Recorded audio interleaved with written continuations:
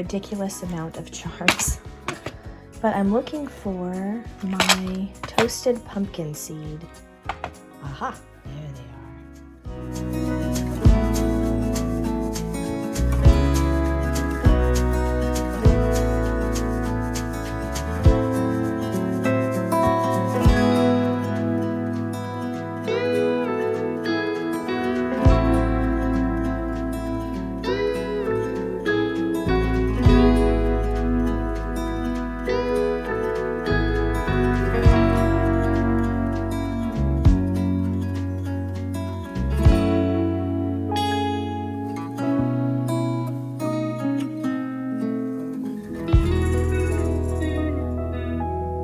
Hi.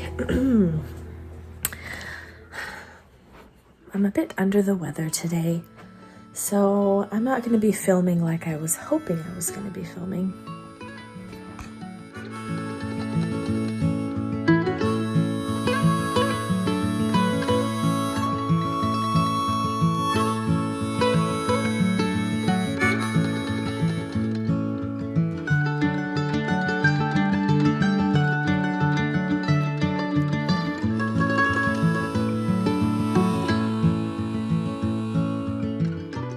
I got this really cute fabric charm pack for my daughter to make a quilt for her.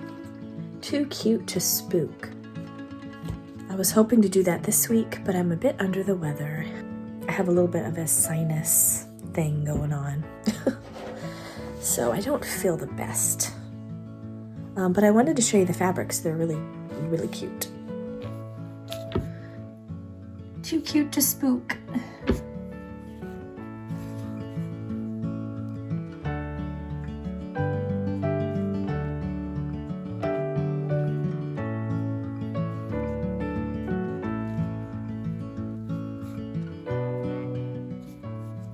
She loves bats. Unfortunately, she likes spiders. I hate spiders. Yeah, but I thought this was really cute.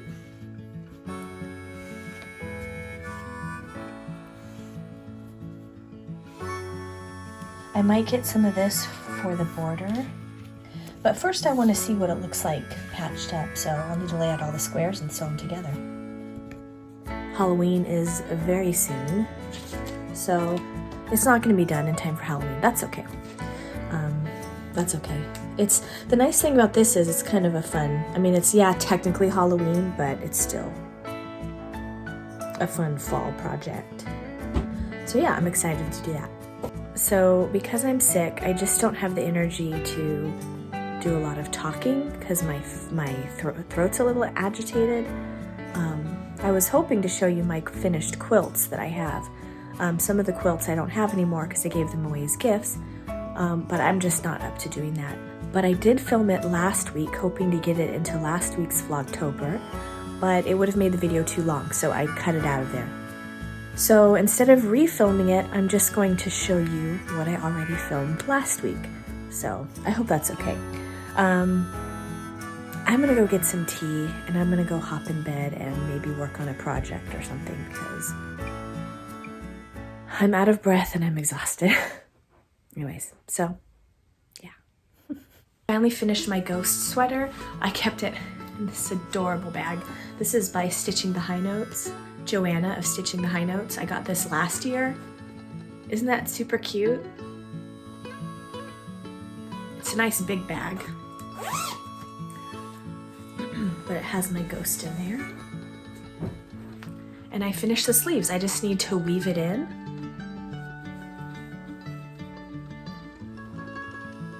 Weave it in and block it and I'm good to go. I was hoping to have that done by this week's video, but because I'm sick, that's not happening.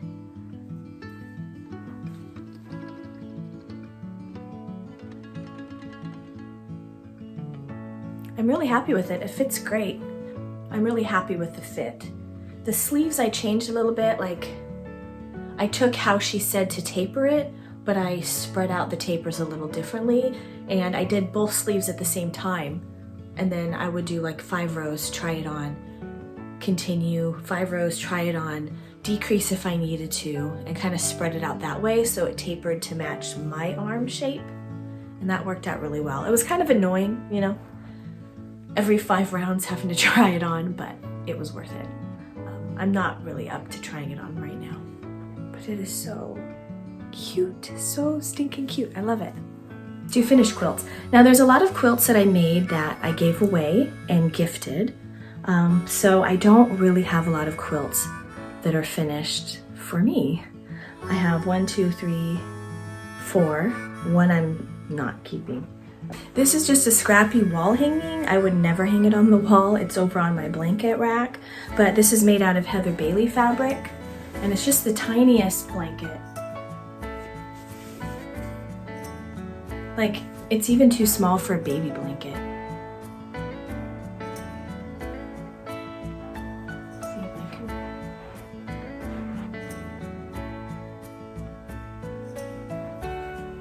Here's the back. Now, let's see.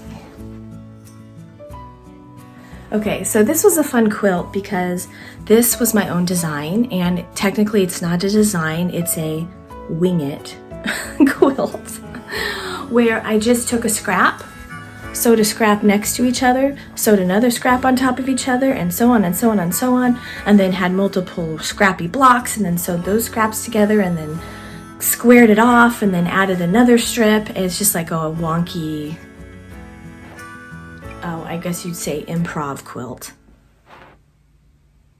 You look at this, look at how skinny that is. No one really makes a quilt with that skinny of a thing, but I love the fabric so much I didn't want to waste them.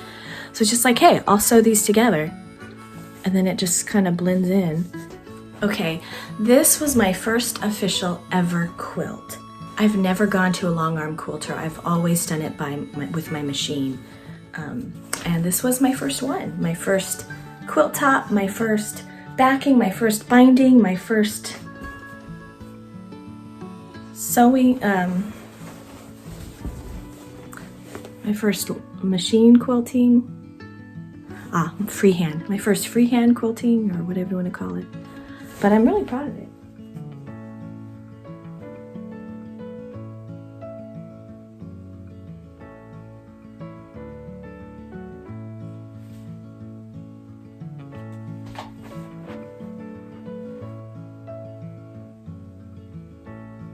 Don't look too closely, there might be mistakes. I'm sure there is mistakes. So when I was first married, I was a stay-at-home wife.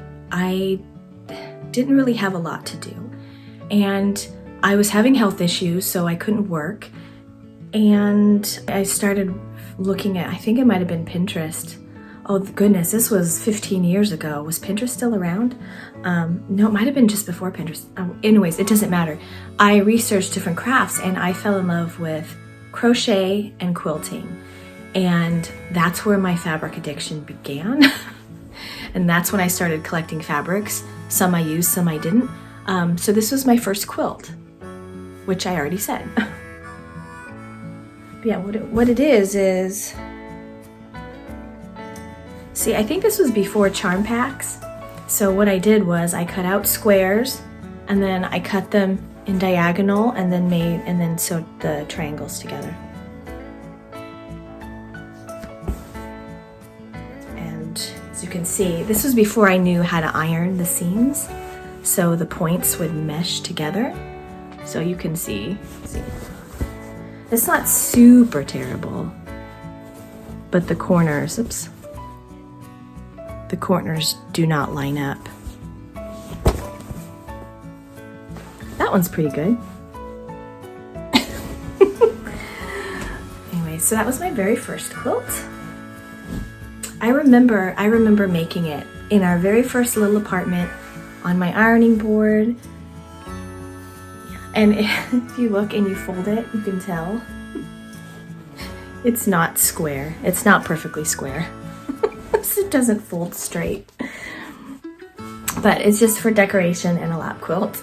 Now these were charm packs. I may still have them because I love this fabric so much. So here's the fabric.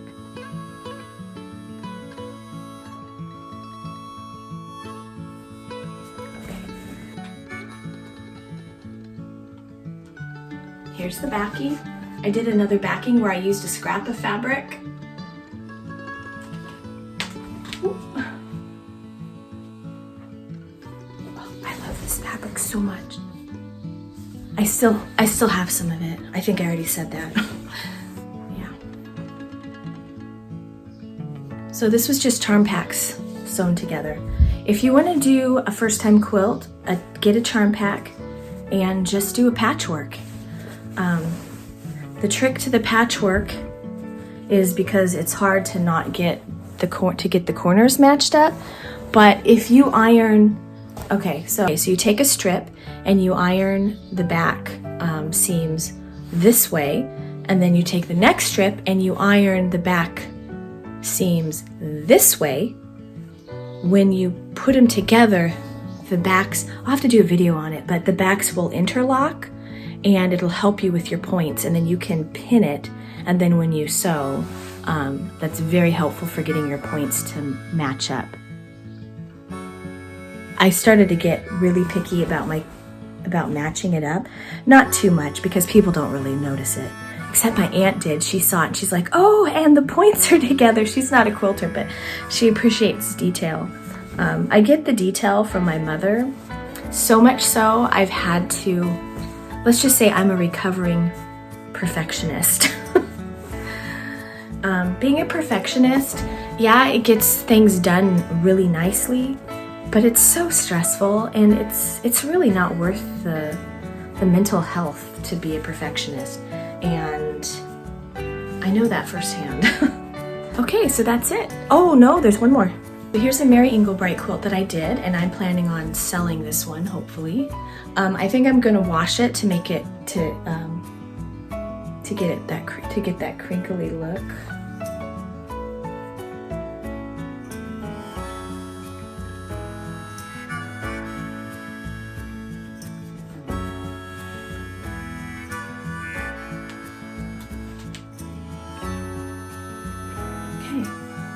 So this is my Mary Inglebright quilt.